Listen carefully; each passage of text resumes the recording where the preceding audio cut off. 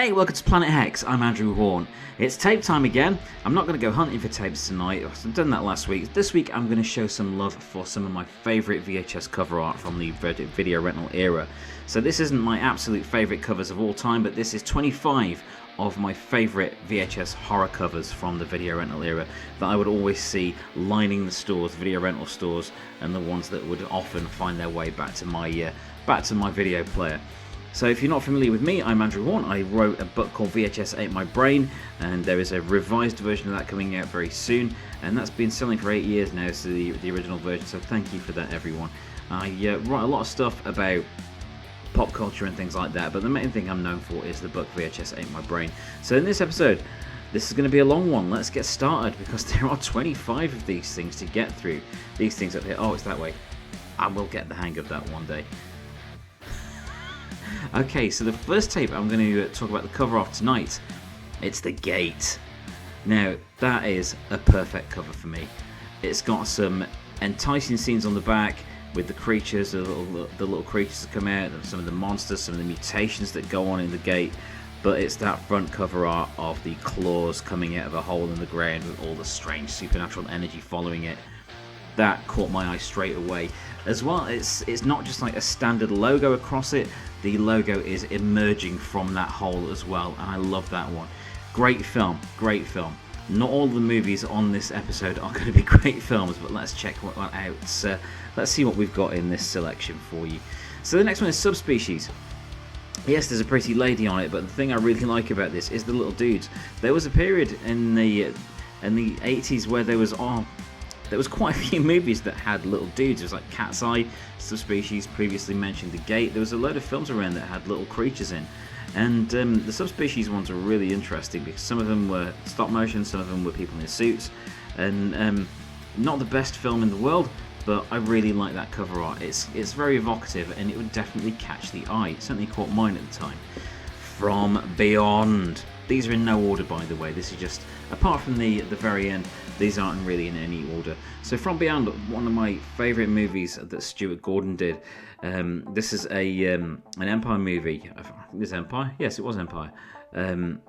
With some of the greatest special effects you'll see this side of the thing. I know that's quite a claim, but I love From Beyond. It's a real rollicking good time. You can see the mutated guy in the corner there. Just honestly, if you haven't seen From Beyond, it's sort of atypical of the era, but it's also sort of timeless. There's so much going on in that, and yeah, it's cheesy as hell, but hey, this is what we love. Next up, Spookies. Now, until I'd found a VHS copy of Spookies with this cover, I'd never actually heard of it. But how can you not love any film that has farting poo demons in it? Yep, those are the farting poo demons that you see on the front. Spookies has had an interesting history. If I remember rightly, it was actually a half-finished movie that had kind of like run out of steam or budget, probably budget, and had been picked up by someone else and had extra scenes shot with it, so that all the scenes with the vampire guy were added on afterwards, and it's kind of rewritten, reworked, and released as this movie Spookies. It's a weird one to watch, but it's really fun. It's surprisingly entertaining for something that has been stitched together from leftovers and some extra bits. I really like that, and that cover art, that cover art is everything. Okay, next we've got Night of the Demons. Again, not a brilliant film, but it's one that I really loved at the time. This is one of the sequels, Angela's Revenge, and I just love how tacky it is. I mean, it looks like she's posing for like a selfie or in a selfie booth there. It's delightfully tacky. It's got the nice tacky logo. It's got the sequel text, Angela's back and she's throwing another party. Trick or treat, sucker. It couldn't get any more rental than that. Straight to video, delight. I love it. Love it so much. Love the film less than the cover, to be honest. Friday the 13th, part 6, Jason Lives. Now for me, personally, this is my favourite Friday the 13th movie. I know that's sacrilege. I know, because there's a lot of classics in the series, but this is the one that really hooked me at the time, and I just love the placement of the gravestone and the light coming through Jason's mask is really evocative. I always found that really evocative image. Nightmare on Elm Street 4, Dream Master. Nightmare on Elm Street 3, Dream Warriors is by far my favourite from that series, but this cover, it's got that lovely airbrushed art style to it. There's a lot going on with the logo there, the claws coming up out of the ground. There's some enticing stuff from the movie on the back, and I love this cover. Are you ready for Freddy? It's a shame that it didn't reach the heights of Elm Street 3 Dream Warriors, but you can't have everything, and I was pretty happy with that movie when I saw it. I still find it entertaining now, although I still think that Tuesday Night was a bit of an odd replacement for Patricia Arquette, but in the context of this movie, it worked pretty well. So next up, the original Nightmare on Elm Street. Now this is the original CBS Fox tape that I had as a kid. I got it as far before I should have, and there's something about this art. It's painted. Now painted art always wins in my book anyway. The logo, you can't see it there, but the logo was bright orange, like neon orange, which really popped from the blue background. And I just found the image of Nancy sleeping painted into the sky there really enticing and evocative of, you know, a good time to be had with a horror movie. And by Christ, was I right. What a film. It still holds up to this day. I still maintain it as a classic. This, on the other hand, is total Shrock? Total schlock. And I love it for that. Dolls, great movie. It's another Empire picture, released by Vestron here on VHS. I had this tape, I don't have this one anymore, and I really miss it. There's incredibly creepy moments throughout this movie. Yeah, it's a creepy doll movie. I think you probably guessed that from the title and the cover. However, there are some really weird things you haven't seen in other doll movies, like when you see one of these dolls get their face smashed in, they've got a little bloody skull inside, and that just makes it really creepy. Surprisingly atmospheric, surprisingly effective movie, despite its low budget. Another Stuart Gordon one. Gotta love that. Gotta love a bit of Stuart Gordon, the late great Stuart Gordon. So, Killer Clowns from Outer Space. Yeah, it's a glorious thing. It's a glorious thing. I've rewatched this a few nights ago. I rewatched this, and it holds up so well for the rewatching. It's such a silly, ridiculous film. The cast clearly know that they're in something remarkably silly, and they're all right with that. It's so much fun. It's so much fun, and I can't recommend it highly enough. If you can track down this VHS copy, it has that cover on it, and it is just a gorgeous thing. Painted artwork, nice little glimpses on the back, and that massive, massive logo with that irresistible title. I mean, you can't resist a title like that. Next up, I'm going to talk about Brain Damage. That one with Elmer, the little parasite that lives in the back of the guy's head. Now, this is not the original Brain Damage cover, but this is the one I prefer. Because at the time when I was getting videotapes back in the early 90s and really stocking up on my horror knowledge, it was these Palace horror videos that were the first ones I found. I also found things like Basket Case and Trick or Treat and things like that. And Evil Dead 2 even was, my first Evil Dead 2 was on this Palace horror range.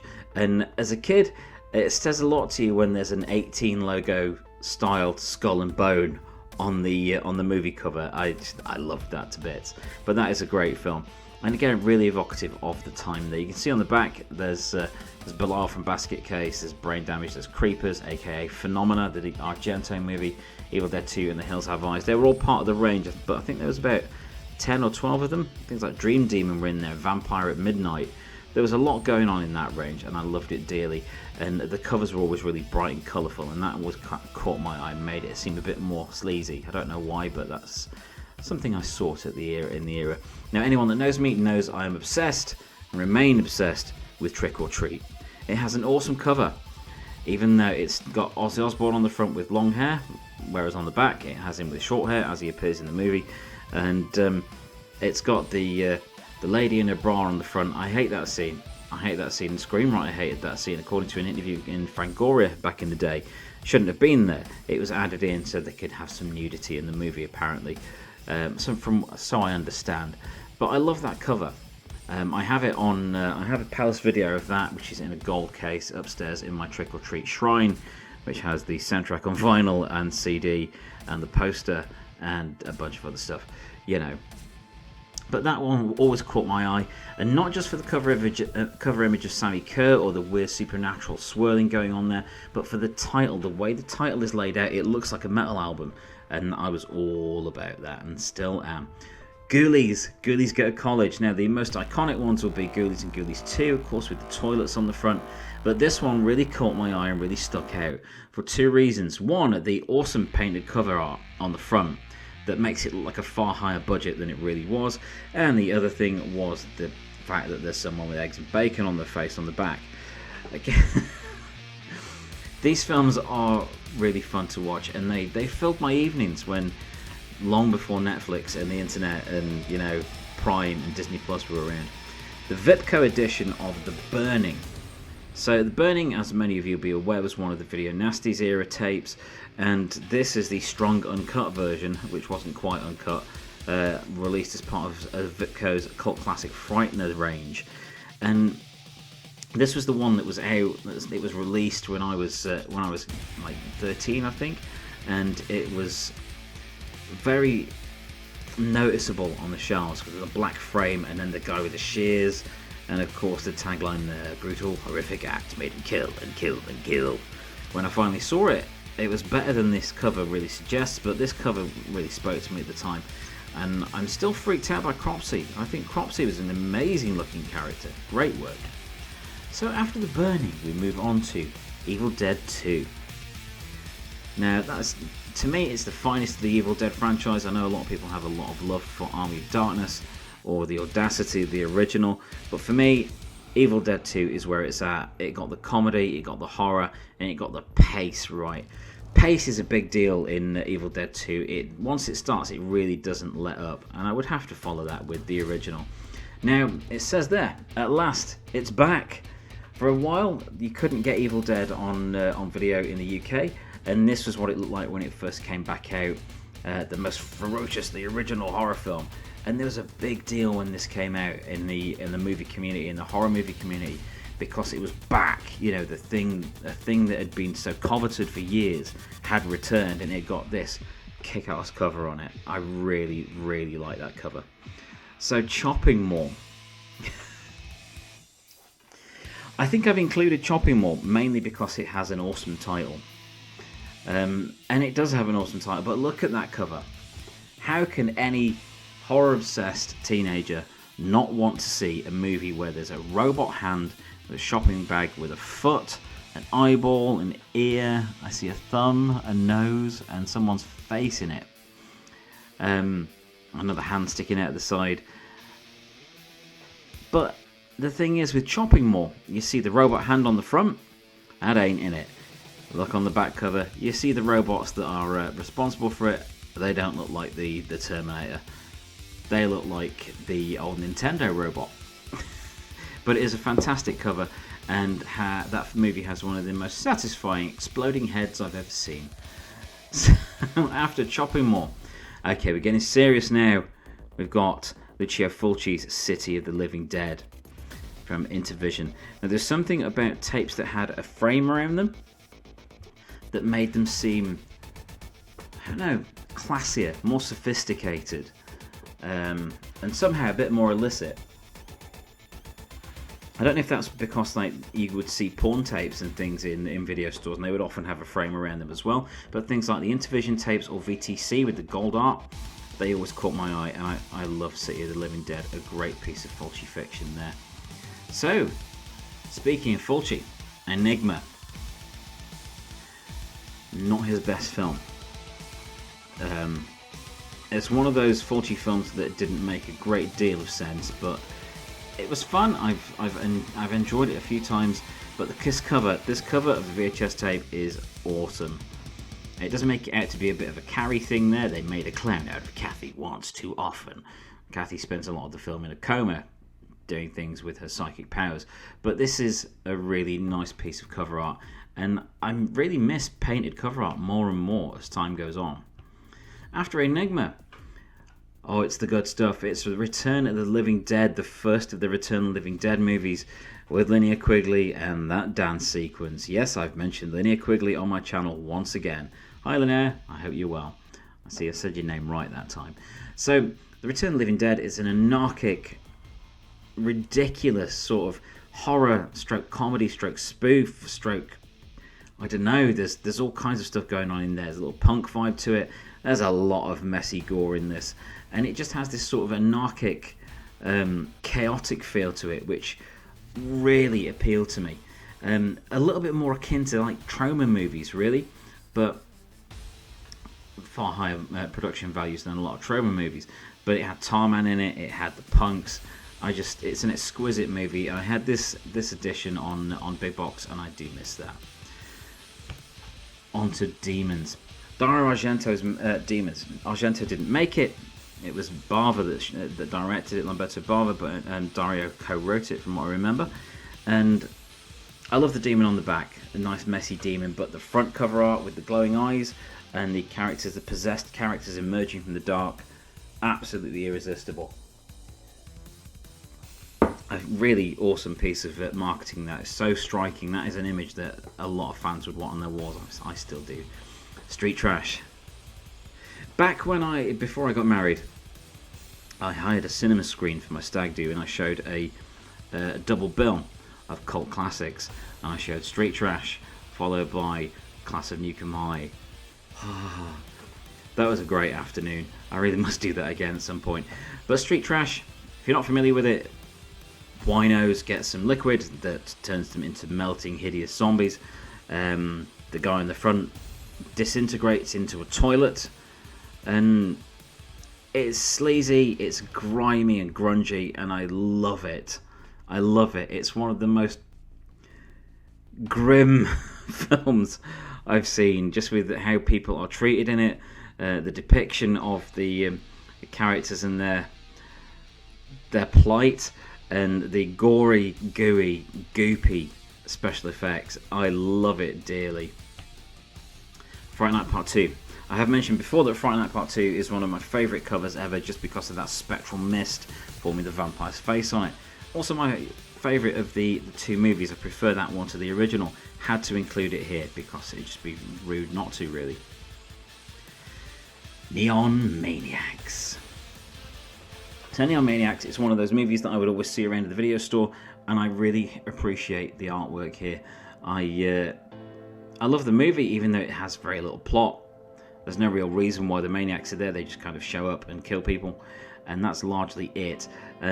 But they just look great, and that cover art with the words neon, which I'm always going to be into. I've even got Neon Star Flynn's arcade shirt on, with neon and maniacs and horror characters on the back. I'm sold. I needed that in my life. Rented it back in the day, loved it. I think I watched it on a double bill. What was the other movie? I think it was like Robot Jocks or something. I think I got Robot Jocks and Neon Maniacs the night I rented that back in the day and had a proper double bill. Robot Jocks is that was a fun movie. But yeah, it has an example of a movie where the cover is better than the film itself, but I do still have a lot of love in my heart for Neon Maniacs. Which brings me to my favourite VHS cover of all time, and definitely my favourite VHS horror movie cover. So it has to be the video Dead. I have spoken about this tape a few times on the channel, but look at that cover art. So this is the cover art to a video Dead with the zombie emerging from the TV. A really cool image. You see on the back of the cover, that does actually happen in the film, with the zombie emerging from a haunted TV, from a movie on a haunted TV, and I loved it. I was totally on board with that. But this sums up everything that is good about horror VHS covers to me. It's got lightning on it, it's got a zombie, it's got a TV on it, and it's got a cheesy title font. Love it. Can't go wrong with that. It is one of my favourite things in the entire world. Now the edition I had with this one from Medusa Video Home Video of the video Dead had a little bonus inside it. It had a flip cover. So that is the internal cover to the video Dead as I had it from Medusa Home Video, which has a more film accurate image on it. That is closer to what happens, as you see on the back image there. That is close to what happens in the movie itself, but it's nowhere near as cool as the other one. So those are my favourite, some of my favourites VHS covers that we've ever had in the video rental era, and I really love those pieces of artwork. I need more of them as prints. I am tempted actually to go on eBay and see if I can find some of those just as covers on their own. I know there's a lot of those about, and frame them around the house. I wonder how many I could get away with before my wife notices. Probably none, because she's incredibly perceptive. But that is 25 of my favourite VHS horror movie covers. Thank you ever so much for joining me for this episode of Planet Hex. Please do like and subscribe for more VHS content and a lot of other stuff besides. There'll be another video coming this week where I'm off to a gig in a few days. Don't know which order these are going to come out in, but there will be another 1 or 2 videos this week. I'm going to keep these up for you because I'm enjoying bringing you content about weird stuff. Long may it rain. I'm Andrew Hawnt. Thanks for watching Planet Hex.